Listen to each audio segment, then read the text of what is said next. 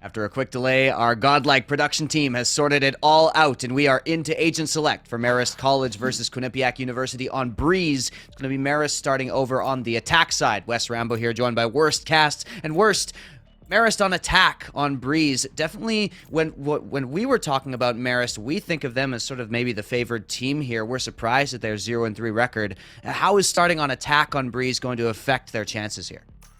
I think it is an attack-sided map, so going to be giving them kind of early momentum. I think a lot of the time starting on the favored side can give you the ability to kind of snowball that into the second half. So, for example, if you go now and you're up 9-3 or whatever, that's the kind of, and you end the last 3 rounds like winning it out. That gives you momentum going to the next half, helps you with that pistol. And once you win that pistol, it's like a guaranteed 2 rounds pistol and the next round after. So it really is so massive how big those pistol rounds are in this game. So having momentum going in is crucial. Select your agent. Absolutely true. You know, the different positions on this map offer different challenges, and of course mid control is something that we always talk about with Breeze. It's such a gigantic area of the map, and that those long rotations mid is such an important spot to control with regards to the defense if you're trying to, or the attack if you're trying to stop those rotations, but with the defense if you're trying to facilitate them. So we can see if Quinnipiac are able to do that with these 2 controllers, try to control that space, those large open spaces. That is one of those justifications, right, for having that amount of utility kind of on your team, dropping you know, certain other things, like in this case they're dropping the chance for a Sova in order to put in that double controller.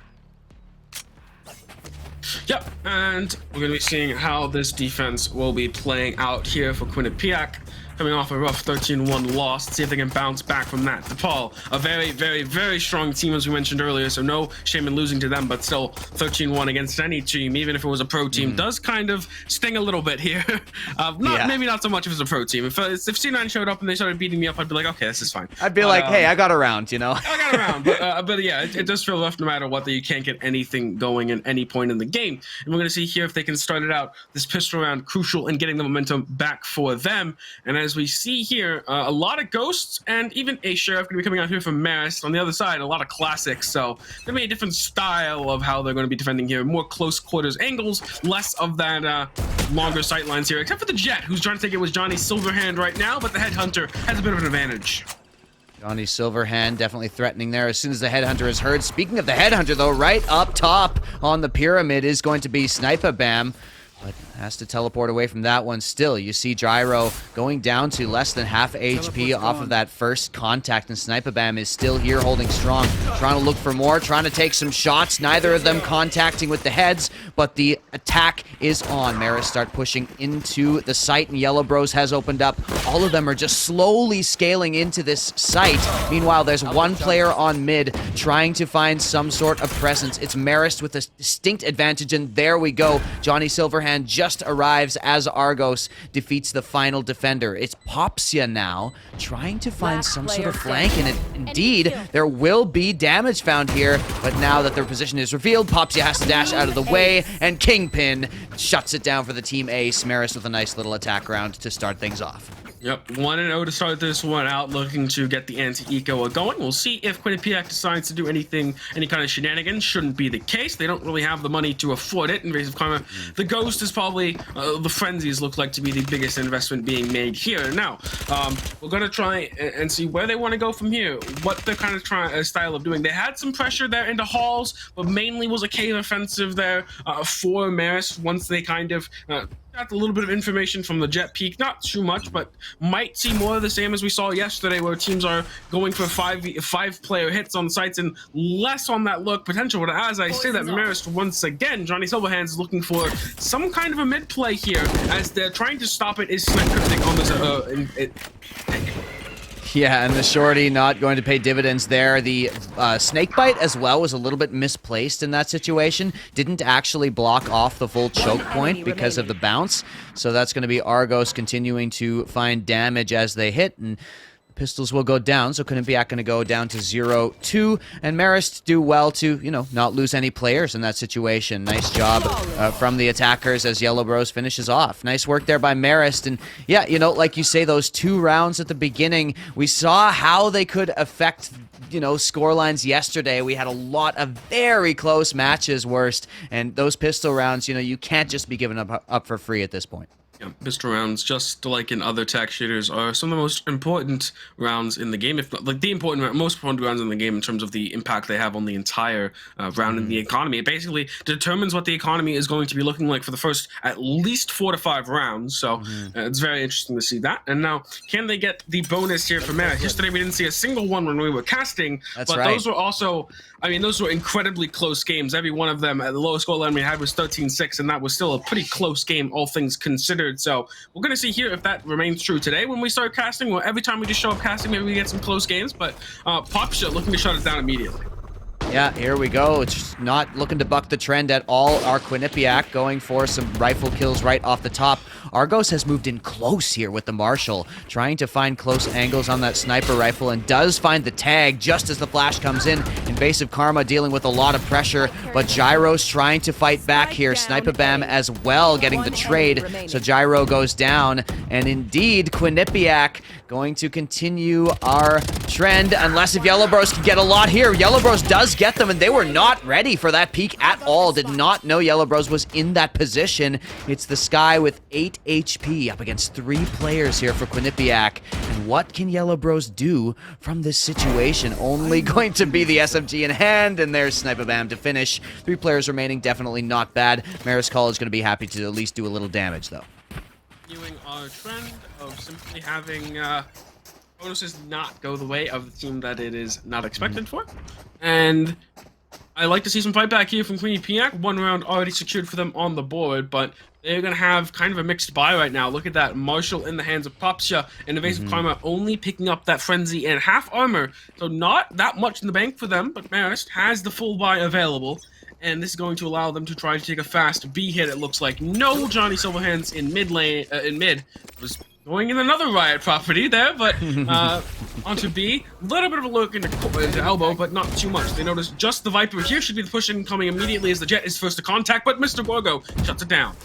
Great for Mr. Gorgo to play off of that info and use it to their advantage, but here's Mr. Gorgo, and Gyro's right next to him, but it's Yellow Bros to finish it off instead. Gyro goes for the kill as well, and the spike has not been planted just yet. It's a 2 versus 2 situation here with Sniper Bam as well as his buddy the Jet trying to go from opposite angles and trying to find their way into this site. That's Popsia only hanging on to that Marshal. Meanwhile, it's rifles for both of the Marist College players. Yellow Bros goes aggressive. This is a great idea. I like the instinct there, but now Yellow Bros' position has been revealed. Has to use the dog to find some info. I don't believe that dog spotted the player. Now it does. So Yellow Bros knows, but the spike's still on site, and Yellow Bros trying to look for Sniper Bam, who goes all the way around, taking the scenic route here.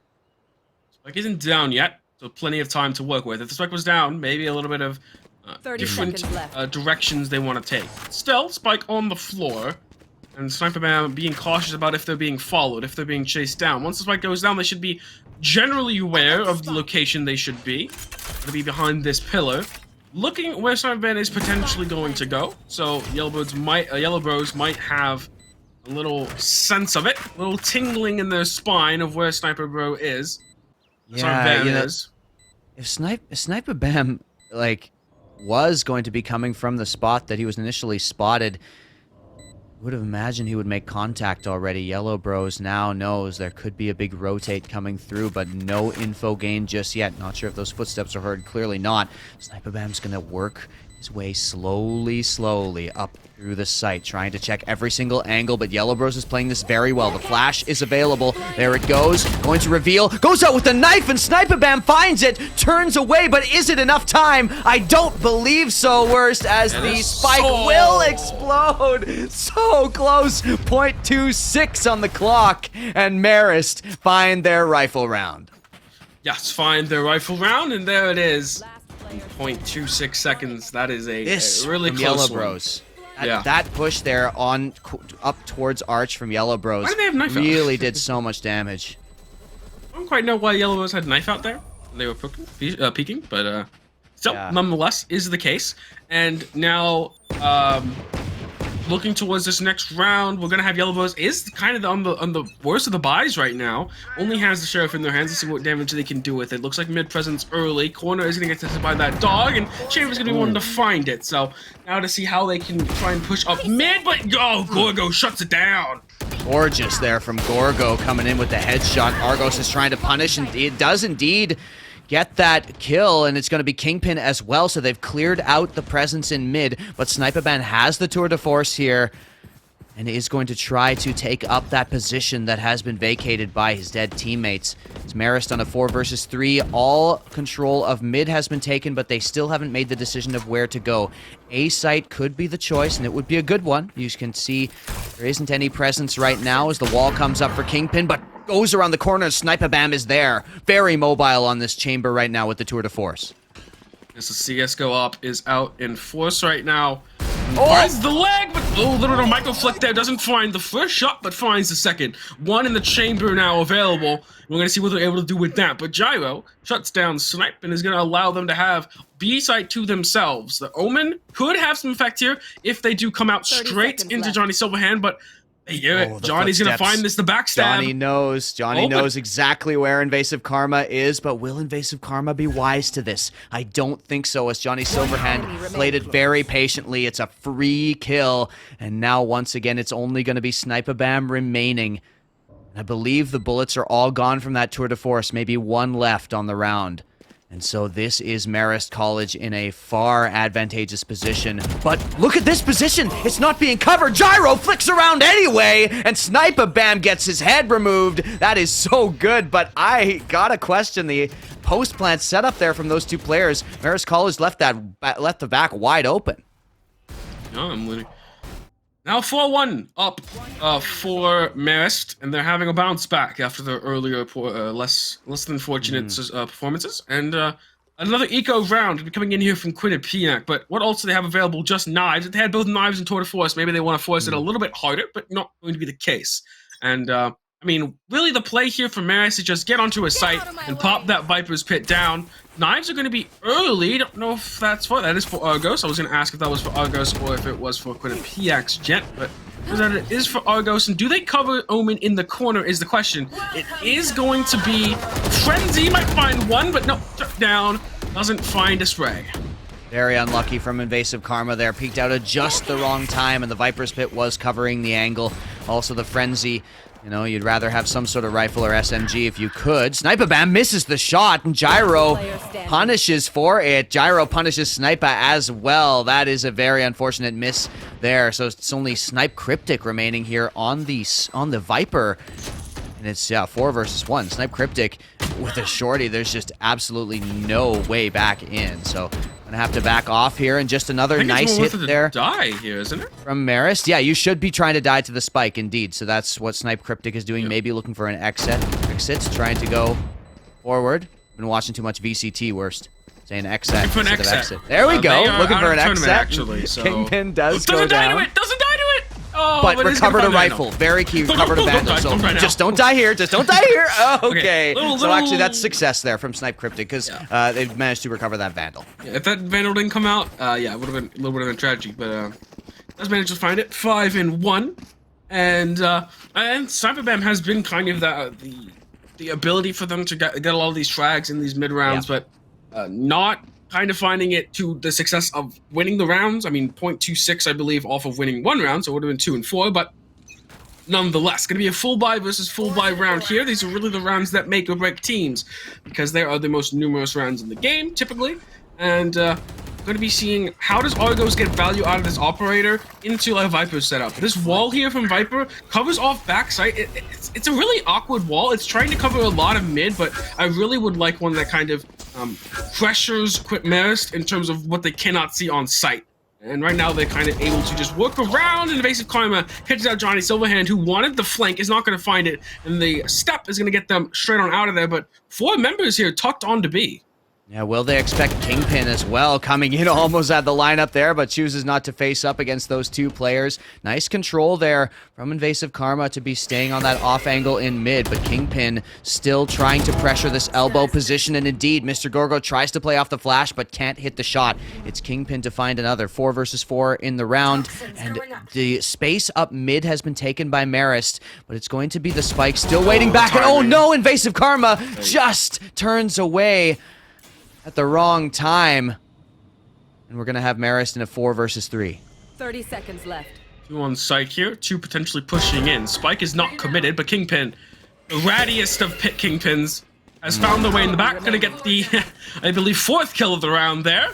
Looking for an ace, as they have basically flanked and ratted their way into an ace potentially, as their positioning has been too tricky to follow here from Quinnipiac. 10 seconds remaining, plenty of time to get that spike down, and now it's the hunt for Popsia here for Kingpin. But are they gonna commit more? Are they gonna commit too heavy to this and maybe lose a couple guns for it? You still want to keep that economy pretty healthy. I mean, you have a round lead, but they have been pretty scrappy, so have been losing a lot of guns and having to buy a lot of armor as well. Yeah, Popsia gonna sit deep, far away from this spike here.